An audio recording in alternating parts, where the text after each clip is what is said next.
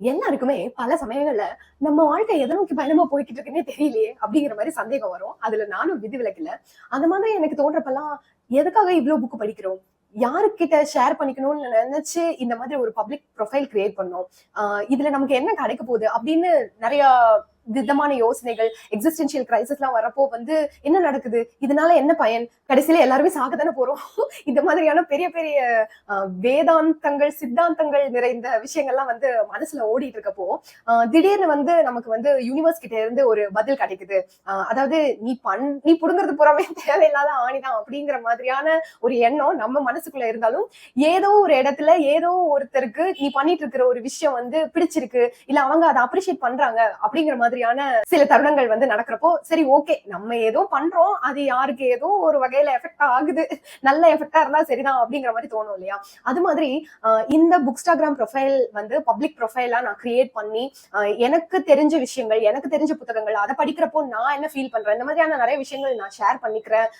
அதனால யாருக்கு என்ன பிரயோஜனம் அப்படிங்கறத தாண்டி ஒரு பப்ளிஷிங் ஹவுஸ் அவங்களுடைய கிட்டத்தட்ட எல்லா புத்தகங்களையுமே எனக்கு ரிவ்யூ காப்பியா தொடர்ந்து அனுப்பி வச்சுட்டே வராங்க அப்படிங்கிறது எவ்வளவு ஒரு நெகிழ்ச்சியான விஷயமா இருக்கு அப்படிங்கறத ஒரு புக் ரீடரா நான் சொல்லி தெரியணும் அப்படிங்கிற அவசியம் இல்ல. அப்கோர்ஸ் இரவி புக்ஸ் அவங்கதான் ரீசெண்டா இந்த 2 புக்ஸ் எனக்கு கொரியர்ல வந்தது. கொரியர் பண்ணிருக்கேன் அப்படின்னு வழக்கம் போல ஒரு மெசேஜ்.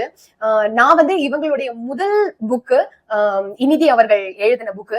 அந்த புக்கு எனக்கு வந்தது, உடனே நான் படிச்சுட்டேன். ஆனா அத ரிவ்யூ எழுதவோ இல்ல ரிவ்யூ வீடியோ பண்ணவோ ஒரே ஒரு ரீல் பண்ணிருந்தேன். அதுக்கப்புறம் எதுவுமே நான் பண்ணவே இல்லை. இனிமேதான் பண்ணணும் அப்படின்னு ரொம்ப நாளா யோசிச்சுட்டு இருக்கேன்.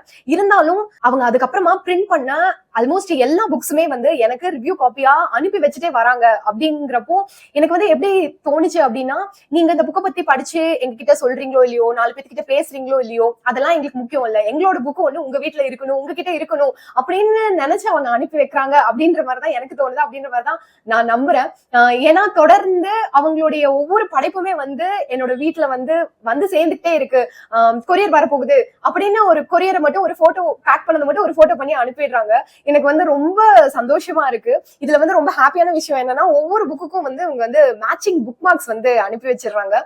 இந்த புக்கு படிக்கிறப்போ எந்த புக் மார்க் யூஸ் பண்றது அப்படின்னு ஒரு புக்கை படிக்க எடுக்கிறப்போ என்கிட்ட இந்த பக்கம் இருக்கிற அந்த புக் மார்க் வரிசைகள்ல தேடுறதே ஒரு பெரிய வேலையா இருக்கும். பட் இரவி புக்ஸ்ல அந்த தேவையே இல்லை அப்படிங்கிற மாதிரி அந்த புக்கு மேட்சிங்கான புக் மார்க் அனுப்பி வச்சிடுறாங்க. சோ இது ரெண்டுமே கவிதை தொகுப்பு தான். ஓபன் பண்ணி பார்த்தேன். ரெண்டுமே ரொம்ப அழகா இல்லஸ்ட்ரேஷன்லாம் இருக்கு, டிராயிங்லாம் இருக்கு. எனக்கு ரொம்ப பர்சனல் ஃபேவரட்டா இருந்தது இந்த புக்கு. காரணம் என்னன்னா, இதோடைய கலர் தான். இது ஒரு ஹார்ட் பவுண்ட் வேற. இது நான் அப்படி பார்த்துட்டு இப்படி திருப்புறேன். என்னால இது எப்படி சொல்றதுன்னு தெரியல.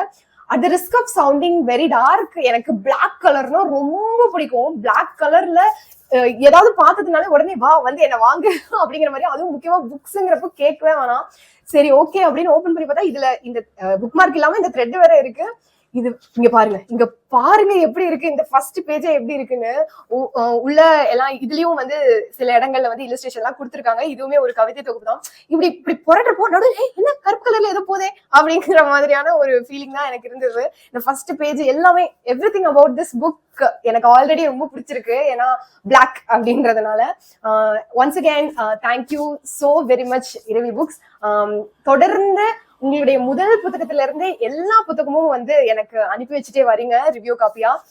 அகைன் ஒரு சின்ன வருத்தம் என்னன்னா, இதுலயும் 2லயுமே ஆத்தர் சைன்ஸ் இருந்திருந்தா நல்லா இருந்திருக்கும் அப்படின்னு நினைக்கிறேன். சரி பார்க்கலாம். இந்த புக்கை இந்த புக்குங்களையாவது நான் சீக்கிரமா படிச்சுட்டு ரிவ்யூ பண்ணணும்னு நினைக்கிறேன். பார்க்கலாம். Once again thank you so very much Ajay and Ravi books. Thank you so much. தொடர்ந்து வாசிப்போம். நன்றி.